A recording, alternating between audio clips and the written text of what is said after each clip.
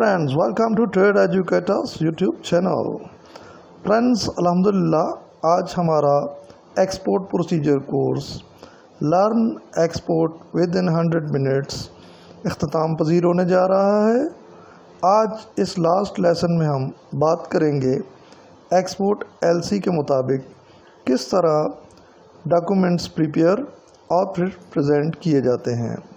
इसके साथ साथ एक्सपोर्ट प्रोसीड्स यानी एक्सपोर्ट पेमेंट अगेंस्ट एलसी किस तरह से रिसीव और फिर एक्सपोर्ट फॉर्म ई के अगेंस्ट सेटल आउट किए जाते हैं।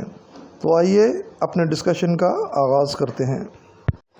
फ्रेंड्स, पहले लेसन यानी लेसन नंबर 6 में हमने बात की थी कि how to arrange third party inspection, how to arrange certificate of origin, how to legalize invoice packing list and certificate of origin from any embassy or consulate, how to send shipment advice to buyer। तो अब हमारा next मरला होगा presentation of negotiable documents. सबसे पहले exporter तमाम original documents और required certificates को मुख्तलिफ सोर्सेज से अरेंज या कलेक्ट करेगा और फिर एलसी के मुताबिक उन्हें रिक्वायर्ड दीगर नेगोशिएबल डॉक्यूमेंट्स मसलन इनवाइस, पैकिंग लिस्ट और बिल ऑफ लेडिंग वगैरह के साथ बैंक में प्रेजेंट कर देगा। तो आइए वन बाय वन इस प्रोसेस को डिस्कस करते हैं। Number 1, original bill of lading. Original bill of lading concerning shipping line issue करेगी, जो कि आम तौर पर फ्रेट फॉरवर्डर के थ्रू एक्सपोर्टर को वेसल सेल होने के बाद यानी जहाज़ की रवानगी के बाद डिलीवर कर दिया जाता है। Number 2, inspection certificate. ये सर्टिफिकेट एक्सपोर्टर को concerning third party inspection company की तरफ से इंस्पेक्शन मुकम्मल कर लेने के 2-3 दिन बाद इशू कर दिया जाता है। ये सर्टिफिकेट इंपोर्टर को कार्गो क्वालिटी कंफर्म करने के साथ साथ अगर ट्रांजिट में कोई लॉस या डैमेज हो जाए तो क्लेम फाइल करने में भी मदद फराहम करता है। Number 3, certificate of origin.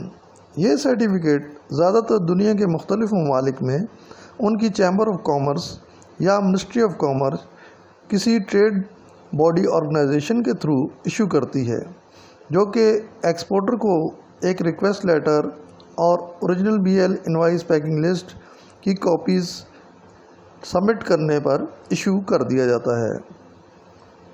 Specimen of request letter भी यहाँ ऐड कर दिया गया है ताकि आप इसे ज़्यादा बेहतर तौर पर समझ सकें। आप उसे एक बार रीड कर लीजिएगा।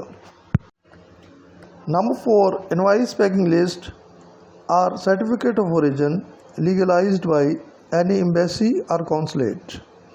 फ्रेंड्स, दुनिया में बाज़ ममालिक अपना exchange control for balance of payment रखने के लिए इस प्रोसीजर को प्रैक्टिस करते हैं, जिसके तहत एक्सपोर्टिंग कंट्री में मौजूद उनकी एम्बेसीज या कॉन्सुलेट्स इनवाइस पैकिंग लिस्ट और सर्टिफिकेट ऑफ ओरिजिन या सिर्फ इनवाइस को लीगलाइज यानी स्टैम्प सर्टिफाई करवाने की दरख्वास्त करते हैं और फिर ये इनवाइस दीगर नेगोशिएबल डॉक्यूमेंट्स के साथ एलसी टर्म्स के मुताबिक बैंक में प्रेजेंट कर दी जाती है।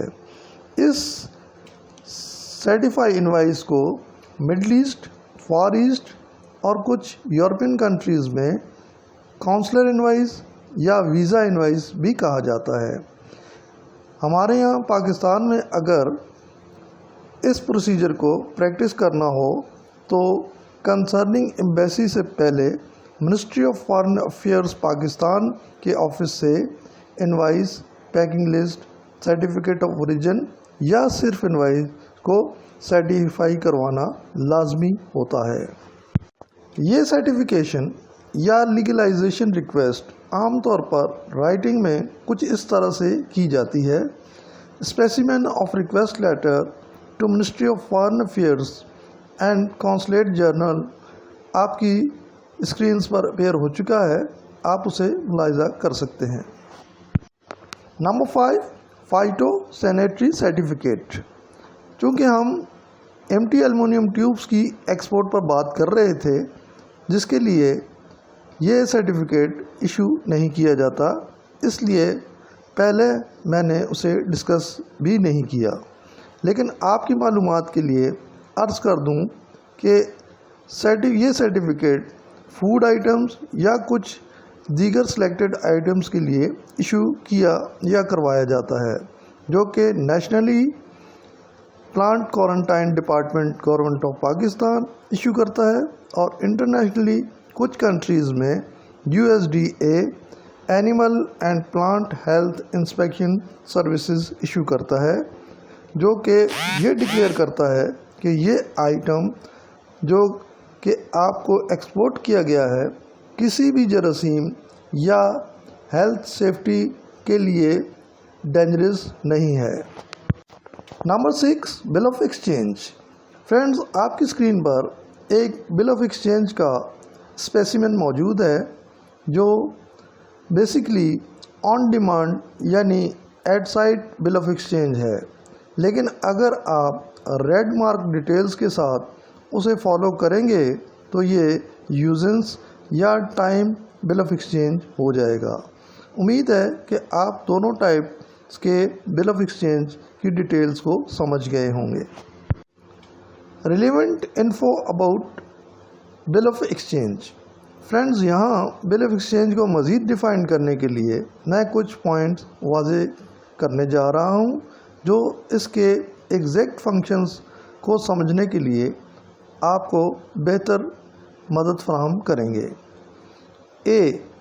फ्रेंड्स, तकरीबन हर LC सिवाय डेफर्ड पेमेंट LC या कुछ दीगर टाइप ऑफ LCs के अलावा ड्राफ्ट यानी bill of exchange her LC के अगेंस्ट प्रेजेंटेशन ऑफ डॉक्यूमेंट्स का हिस्सा होता है, जो सेलर यानी एक्सपोर्टर की तरफ से बायर यानी इंपोर्टर से डायरेक्टली या इनडायरेक्टली पेमेंट डिमांड करने का इंस्ट्रूमेंट होता है।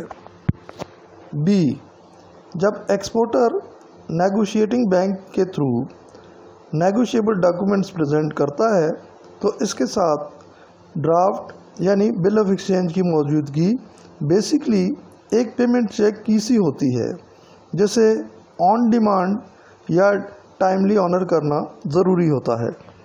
C, जब एक्सपोर्टर अपना साइंड स्टैम्प्ड ड्राफ्ट यानी bill of exchange at sight basis पर प्रेजेंट करता है, तो इंपोर्टर्स बैंक को डॉक्यूमेंट्स इन ऑर्डर होने की सूरत में फ़ौरन पेमेंट करना होती है, जिसके लिए बैंक आमतौर पर इंपोर्टर से पहले ही कैश मार्जिन हेल्ड कर चुका होता है।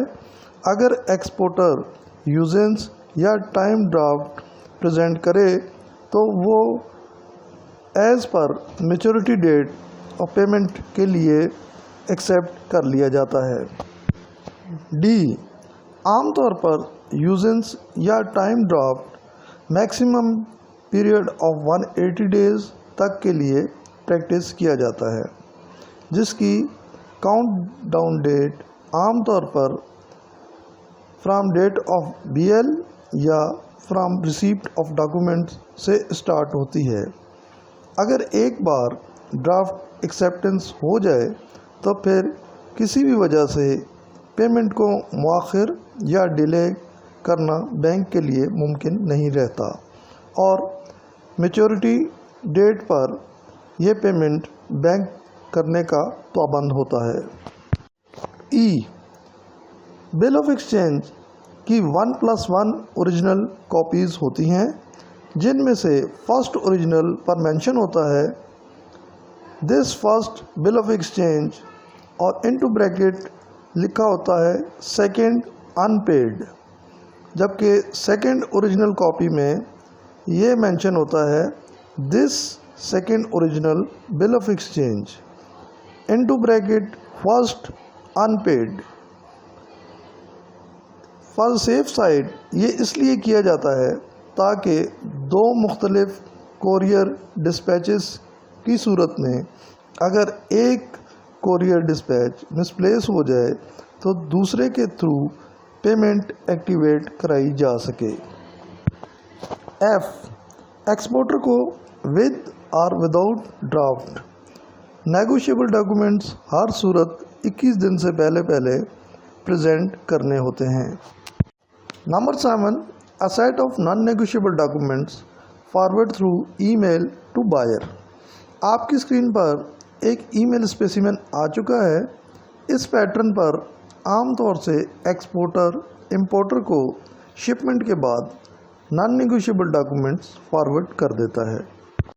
Number 8 submission of negotiable documents to bank.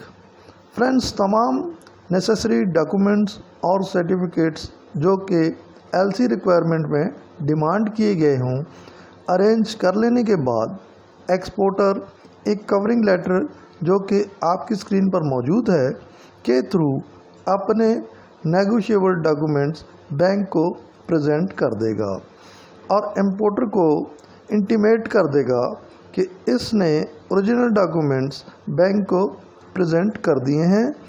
आपके बैंकर को मौसूल होने पर आप रिलीज अरेंजमेंट करवा लीजिएगा। Number 9 how to settle export payment received from Sri Lankan buyer against importers issued export form E. Friends, अब फाइनली एक्सपोर्टर को इस एलसी के अगेंस्ट एट साइड बेसिस पर पेमेंट मौसूल हो जाएगी। तो एक्सपोर्टर्स बैंक टैक्सेस और सर्विस चार्जेस डिडक्ट करने के बाद बाकी की पेमेंट एक्सपोर्टर के अकाउंट में क्रेडिट कर देगा और उसे एक BCA यानी बैंक क्रेडिट एडवाइस भेज देगा। इसके साथ साथ एक्सपोर्टर्स बैंक इस पेमेंट की डिटेल अपने इशूड और अप्रूव्ड किए गए फॉर्म ई के अगेंस्ट BCA नंबर और डेट के साथ सेटल या एडजस्ट कर लेगा और इसकी report state bank of Pakistan को भेज दी जाएगी, जो स्टेट बैंक का फॉरेन एक्सचेंज डिपार्टमेंट चेक और मॉनिटर करने के बाद अपने रिकॉर्ड का हिस्सा बना लेगा। तो फ्रेंड्स, यहाँ हमारा ये export procedure course learn export within 100 minutes इख्तिताम पजीर होता है। अब हमारा नेक्स्ट सेशन कोर्स होगा लॉजिस्टिक प्रोसीजर, जिसमें हम इंटरनेशनल लॉजिस्टिक प्रोसीजर की तमाम डिटेल्स को स्टेप बाय स्टेप कवर करेंगे और फिर इन तीनों कंप्लीट कोर्सेज यानी इंपोर्ट, एक्सपोर्ट और लॉजिस्टिक की मदद से सप्लाई चेन मैनेजमेंट को from point of origin two point of consumption तक अपने डिस्कशन का हिस्सा बना लेंगे, क्योंकि इंपोर्ट, एक्सपोर्ट और लॉजिस्टिक को समझे बगैर आप सप्लाई चेन मैनेजमेंट को समझ ही नहीं सकते। यहाँ मैं आपका कॉन्सेप्ट क्लियर करने के लिए थोड़ी सी सप्लाई चेन मैनेजमेंट पर बात करना चाहूँगा। आप में से कई दोस्त जो सप्लाई चेन से वाबस्ता होंगे उन्हें ये बात डेफिनेटली मालूम होगी कि सप्लाई चेन का बैक एंड प्रोसेस यानी inventory management, sourcing, procurement, transportation और फिर finally warehouse to warehouse 90% import, export और लॉजिस्टिक पर बेस करता है। इसीलिए डायरेक्ट सप्लाई चेन मैनेजमेंट पर बात करने से पहले मैंने आपको इंपोर्ट, एक्सपोर्ट और लॉजिस्टिक समझाने में 2 महीने का वक्त लगा दिया। लेकिन फ्रेंड्स, इसका ये मतलब भी नहीं कि आप सिर्फ अपना टारगेट सप्लाई चेन मैनेजमेंट तक महदूद कर लें, क्योंकि आगे जाकर हम इस सप्लाई चेन मैनेजमेंट को इंटरनेशनल ट्रेड से जिस तरह लिंक अप करेंगे वो होगा हमारा असल टारगेट। फ्रेंड्स, मेरी कोशिश होगी कि एक जूनियर ऑफिसर लेवल का आदमी भी सप्लाई चेन मैनेजमेंट से होता हुआ इंटरनेशनल ट्रेड तक अपनी ज़हनी अप्रोच बना ले, जो उसे इंटरनेशनल लेवल पर काम करने के खौफ से आज़ाद करके एक कॉन्फिडेंट एम्प्लॉई या बिज़नेस टू बिज़नेस का हिस्सा बना दे। उम्मीद है कि आप मेरा ये गोल अचीव करने में मुकम्मल साथ देंगे।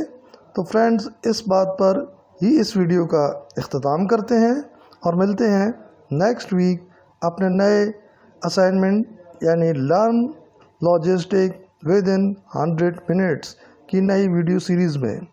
اگر ویڈیو اچھی لگی ہو تو لائک سبسکرائب ضرور کیجیے گا، اس سے میری حوصلہ افزائی ہوگی۔ Keep joining, keep watching. Thank you and thank you very much. God bless you. Take care.